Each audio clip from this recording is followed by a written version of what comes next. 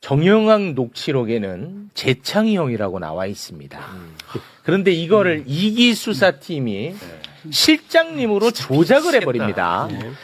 이렇게 이제 조작을 바로 해버려요. 실장님으로. 왜냐? 정진상 실장을 잡고 이재명 대통령을 잡아야 되니까. 그렇게 연결시켜야 되니까. 조작한 거잖아. 그렇죠. 이거는. 예. 그런데 와, 이 이기 수사를 했던 검사들이 국회에 나와서 뭔 짓을 하고 있냐. 이 건이 완벽히 드러나 버렸잖아. 예. 그러니까 이거를 속기록을 하는 그러니까. 속기사한테 책임을 딱 떠넘겨 버리더라고요. 근데 이번에 봤더니 이 속기사가 특정이 됐더라고. 특정이 됐습니다. 예. 뭐 김모 씨로 이제 특정이 됐어요. 나는 이런 검찰들의 마지막까지도 추악한 모습, 정말 이건 고쳐서도 못 쓴다 이런 생각을 하거든요. 진짜 최악이에요. 어떻게 보고 계십니까? 이렇게 객관적인 녹취록, 그러니까 객관적인 증거 자체를 위조하는 것은 진짜 잘 없는 일인데 예. 이게 지금 재창희 형 같은 경우는 저도 들어봤습니다만은 실장님이라고 전혀 들리지 않고 재창희 형으로 네. 뚜렷하게 들리거든요. 아, 이기 수사팀들도 다 이거 재창형이라고 들린대요. 그러니까 그것을 누군가 지금 검찰에서 검사들이 얘기하기로는 속기사가 뭔가 잘못해서 해낸 듯이 그렇게 떠넘기고 있습니다. 근데 이것은 전문적으로 속기를 하는 사람이 그냥 정말 애매한 것도 아니고 네, 분명해요. 실장님으로 들을 수도 없는 것을 예. 재창형으로 바꿨을 가능성은 저는 실수라도 없다고 보거든요. 저는 없다고 그렇다면 봅니다. 분명히 검찰에서 저는 관여했다고 보는데 이제는 모르쇠 하고 있는 것으로 보이죠. 근데 이런 면이 있습니다. 그러니까 증거로 제출을 하면 보통 검사들도 그렇게 얘기하잖아요. 우리가 증거 녹음 원본도 다 제출했지 않습니까? 그래서 우리는 뭐 잘못한 게 없어요라고 하는데 그건 사실이 아니에요. 그 왜 그러냐면 말장난이지. 사실은 재판을 할 때 판사들이 그 음성 녹취를 다 못 들어봅니다. 시간적으로도 그러니까 안 통상은 돼. 녹취록만 보고 녹취록 그 기재된 것만 보고 네. 판단을 하거든요. 그러니까 예. 사실은 기재된 것만 본다는 걸 잘 알고 했을 수가 있어요. 그렇겠죠. 그러니까 우리가 음성 파일도 같이 냈으니까 우린 결백하다. 이건 전혀 예, 틀린 말장난. 말장난에 불과. 그런데 이재명 정부의 검찰 수장이라면 이런 상황에서 고개 숙이고 사죄하고 눈물 흘리고 반성해야 되겠죠? 예. 그런데 이재명 정부의 검찰총장 대행은요, 그렇게 이재명 대통령을 죽이려 했던 검사들을 두둔하고 나섰어요. 아, 맞아. 이거는 진짜 이건 정말 이거 빨리 단죄해야 됩니다. 이 부분은 이거는 정치적으로 혼내줘야 돼요. 행정력으로. 네. 일단 그거 잠깐 영상 준비되어 있는데 이어폰을 좀 끼고 확인을 좀 해주시면 좋을 것 같습니다. 함께 보시죠. 이번 국정조사에 대해서 재판 중인 사건을 대상으로 한다는 점에 대한 우려와 법과 원칙에 따라 실무를 담당했던 검사들의 증언은 필요 최소한으로 해주실 것을 말씀드린 바 있습니다. 그러나 이후 진행된 국정조사 과정에서 다수의 담당 검사 수사관들이 증언대에 서게 되었고 모욕적인 말을 듣거나 답변 기회를 제대로 얻지 못하는 상황들이 발생하였습니다. 이 사람은 진짜 제가 볼 때는 진짜 혼내줘야 되거든요. 매우 심각합니다. 여전하다, 여전해. 어떻게 보고 계세요? 아니 우리는 국회 의원님들도 지금 어떻게 보고 계십니까 이거? 난 이거 너무 화나는데. 그 조작 기소를 자행했던 검사들을 두둔하는 발언이잖아요. 두둔하고 있잖아요. 이게 지금 검찰총장 대행의 말은 근본적으로 조금 잘못된 점이 있죠. 법과 원칙에 따라 실무를 담당했던 검사 하면은 물론 그 검사도 청문회 그러니까 국정조사에서 증인을 부를 수 있어요. 그런데 우리가 지금 문제 삼고 있는 것은 법과 원칙에 따라 하지 않았던 것 그렇죠. 아니냐. 그 부분을 우리가 규명하려고 하는 맞습니다. 것이고. 그러니까 가사 법과 원칙에 따라 했다 하더라도 그 부분을 밝기 위해서는 나와라 하면 나와서 당연히 증인신문의 대상이 되는 거고. 맞습니다. 우리가 생각하는 건 법과 원칙에 따라 하지 않았으니 네. 그 부분을 부르는 것이고 또 당연히 실무를 담당했던 검사한테 물어봐야지 그러면 누구한테 물어보겠어요? 네. 그러니까 그런 사람 불러 세우는 것에 대해서 저렇게 공개적으로 수장이 얘기하는 것은 대단히 부적절하고 오히려 그러니까 이재명 정부의 검찰이라면 그동안 윤석열 정부에서 검찰이 이렇게 동원되고 간절해야지. 잘못했으니 우리가 지금 이 시점에서 모든 잘못을 다 나가서 얘기하고 네. 이제부터 새로 출발하겠습니다. 이렇게 당연하죠. 하는 것이 당연한데 저는 네. 굉장히 글쎄요 저희 부분입니다. 그렇습니다. 요 부분 윤석열이가 거짓말하는 2022년 대선 당시 영상 잠깐 좀 보고 오겠습니다. 세계일보에 언급된 분은 우리 당 관계자분께서 이분이 많이 응원하신다고 해서 인사를 한 적은 있습니다만은 배우자분과 같이 만나신 건 아니에요? 네, 그건 아니고요. 네, 요 발언인데요. 예. 윤석열이 본인이 재판에 나와가지고 이미 이건 거짓말이라고 자백을 했었어요, 일단은. 네. 그거 다시 한 번 더 보고 갑니다. 지난달에 법정 진술로 전성배 씨는 뭐 저희 식구랑 만났죠. 몇 차례인지 모르겠는데 뭐 이게 이 사건의 쟁점은 아니지 않습니까? 그럼 배우자 김건희랑 같이 건진 만난 적이 없냐라고 물어보니 저 아내랑 뭐 만난 적이 있습니다.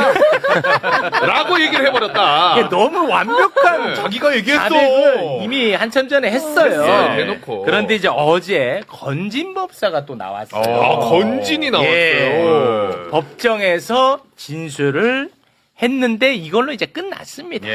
건진의 어제 법정 진술입니다. 윤석열에게 중요한 시기마다 조언했다. 윤석열이 2014년 대구 고검으로 좌천됐을 때도 사표를 내야 하는지 묻기 위해 나랑 대화를 했다. 국정농단 특검팀에서 수사할 때 정치권에서 영입 제안 받았을 때도 윤석열 부부가 나에게 조언을 구했다. 와, 오래됐네 또 라고 인연도. 법정 진술. 오래됐어, 인연이. 예, 진짜. 오래됐어. 그리고 중요한 시기마다 항상 전성배 건진한테 물어봤대. 그리고 윤석열 부부가 함께 했고. 그렇죠.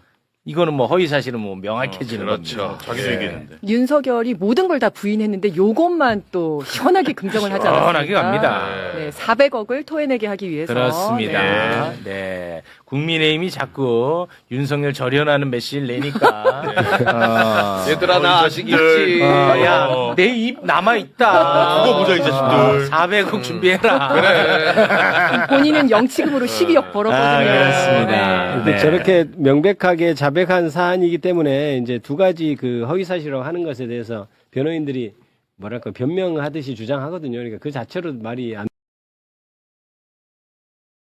10월까지 디올백 수사를 했던 사람. 디올백 무혐의로 털어줬잖아. 네네. 이자가 나왔어. 나왔다고 예. 증인으로.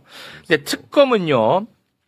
2024년 5월 당시 김건희하고 박성재 법무부 장관이 나눈 텔레그램. 우리가 많이 다뤘잖아요. 맞아요. 그런데 그게 풀 버전을 지금까지는 다뤄본 적은 없어요. 예. 근데 어제 풀 버전이 나왔어. 예, 그거. 근데 검사들은 이런 걸 보면 화가 안 나나 봐, 또. 이런 걸 보면 부끄럽지 않나 봐. 자존심도 상해야 되고. 너무 상하지. 망신도 이런 망신이 없지. 그렇죠. 근데 이런 건 괜찮아. 예. 희한한 검사들입니다. 일단 법정 영상 잠깐 보고 오겠습니다. 5월 5일 19시 28분경 김건희 여사가 피고인한테 텔레그램 메시지를 보낸 거예요. 다른 수사, 특히 김정숙 수사와 수원지검의 이재명 부인 김행에 대한 수사 미진 이유와 혹시 대검 측에서 해당 수사를 막은 행위가 있었는지 등에 대한 적절한 의문 제기도 필요. 또 김명수 대법원장에 대한 수사는 형사 일부에서 한 지 2년이 넘어가는데 그에 관한 결론 없이 방치되고 있는 이유는 무엇인지 등에 관한 문제 제기도 필. 이거를 제가 좀 보여드린 이유는 이 앞에 이제 김건희 여사가 피고인한테 보냈던 메시지는 본인에 대한 이제 수사 전담팀이 생겼다. 그거를 보내고 한 2시간 후쯤에 요 메시지를 보내는데 이렇게 해석이 돼요. 저희가 보기에는. 왜 나에 관한 수사는 전담팀 구성해서 빨리 하고 저렇게 더 오래된 사건은 묵혀두고 있냐. 뭐 이렇게 약간 좀 어필하는 게 익혀지거든요. 어쨌든 이때까지 저 메시지 내용대로 수사가 안 되고 있었던 건 맞죠. 대법원장 사건은 저희 형사 1부에서 그 수사를 하고 있었습니다. 수사가 좀 진행된 게 있었나요? 그때까지? 대법원장 수사도 그러니까 주인 검사가 좀 바쁜 그런 것도 있고 해서 뭐 검사 한 명이 여러 개의 사건을 갖고 있다 보니까 한 사건에 모든 에너지를 다 투입하기는 좀 어려운 그런 상황이었고요. 또 김명수 대법원장 사건도 조금씩 진행은 되고 있었고 내부 검토는 하고 있었던 걸로 제가 기억하고 있습니다. 어쨌든 김명수 대법원장의 소환 조사는 그 이후에 이루어졌어요. 예. 그거에 대해서 법무부나 사건 처리에 관한 독촉받은 거 아닌가요? 기본적으로 법무부가 일선에 직접 연락하는 경우는 거의 없는 것으로 알고 있습니다. 대검에서 좀 챙겨봐라 이런 지시 받으신 적 없나요? 대검에서 특별히 지시받은 적은 없습니다. 나는 개인적으로 거짓말하고 있다고 예, 봅니다. 예. 네. 한 사건에 너무 많은 에너지를 쏟기 어렵다고? 야, 이재명 사건에 대해서는 어떻게 그래. 그렇게 다 쏟았냐? 다 들어가면서. 두고 이유를 알 수 없는 미국 방문으로 야. 국민의힘은 지방선거 망쳤다고 난리가 났어요. 장동혁 너 때문에 지방선거 망쳤다고. 그런데 장동혁은요. 예. 나 지방선거 때문에 미국 갔다 온 거야. 거기 계속 있지 그래요 그러면. 와, 그래 힘으로 밀고 가버리네. 가더라고. 대단하다. 와, 지방선거 때문에 미국 갔다 왔대?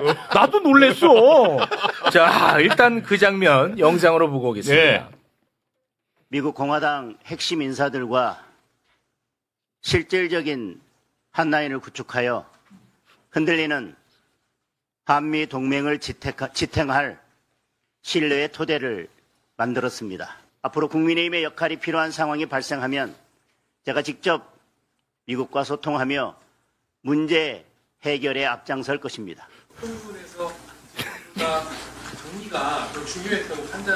좋은 질문이다. 일단 질문이 잘못된 것 같습니다. 뭐야? 지선이 잘못된 거예요. 지선보다 방미가 중요한 것이 아니라 지선을 위해서 방미했다는 말씀을 드리겠습니다. 뭔 소리야? 미국 선거에 뭐 출마합니까? 알려줘요. 자, 하나하나 가겠습니다. 예. 일단 미국하고 한라인 구축했다고 한라인 했습니다. 구축했다. 와, 뭔가 대단한 게 있는 것 같잖아. 그게 바로 메일입니다. 아, 내 얘기가 아니에요. 본인이 얘기합니다. 아, 그래요? 본인이. 한라인이 메일이에요? 자, 한라인은 메일로 밝혀졌습니다. 예. 함께 보시죠. 제가 공항에서 한국 입국을 위한 수속을 다 마치고요.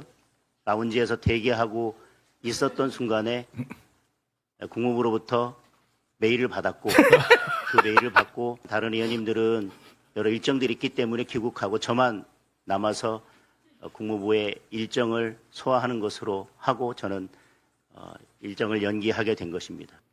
야, 차관보가 전화번호를 안 알려줘. 메일. 차관보, 뒤통수 차관보인데도 메일로 주고받고 뒤통수만 보이고 누군지 맞아요. 밝히지 않고 예. 이런 당대표 해외 순방 본 적 있으십니까? 이건 뭐 세계 역사상 처음이죠. 처음이죠.